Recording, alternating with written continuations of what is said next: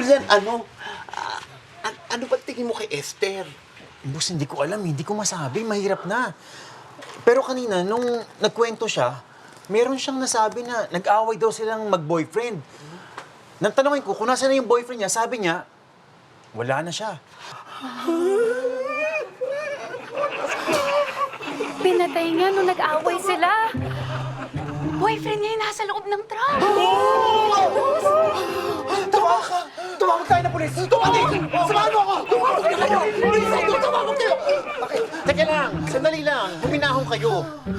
Kasi parang malabo eh. Ha? Ba't naman niya dadalhin dito yung kotse para ipagawa kung doon niya inilagay yung katawan ng boyfriend niya na sinasabi natin pinatay niya? May point ka. Di ba? Oo. Tama! Oo, boss. Tama naman, Julian. Mabuti pa, magkala pa tayo ng ibang impormasyon. Tama. Bago tayo tumawag ng polis. Boss, tama. Sa ngayon, kalma lang, ha? Huwag kayong pahalata na meron tayong nakita.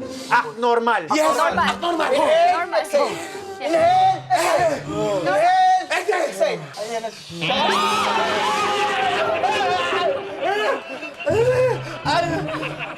Ay, Esther, may gusto ka bang ibang gawin habang inaantay mo magawa yung sasakyan mo?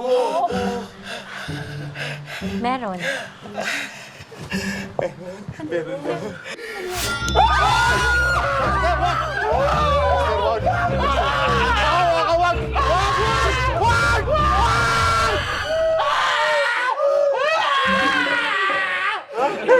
Kakain lang ako. Bawal ba dito?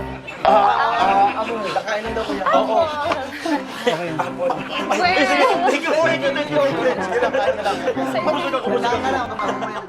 Yung nabanggit mo kanina sa akin tungkol dun sa boyfriend mo, Oo. ano ba talaga nangyari dun? Tanong lang. Oo. Kay Andrew? Oo. Ayoko nang pag-usapan eh. Hindi na dapat pinag-uusapan ng taong binura ko na sa buhay ko.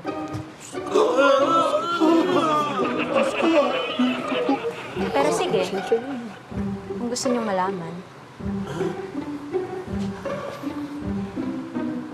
Eto siya, oh.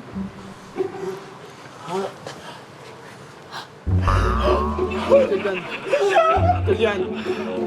Confirmed. Mike! Andy! Boss! Umalis na kayo! Dali! Dali!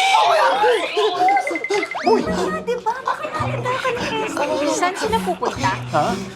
Sila? Pupunta sa kotse. Pupunta sa kotse para ayusin. Gawin na yung kotse mo. Oo. Tama! Oo. Tama!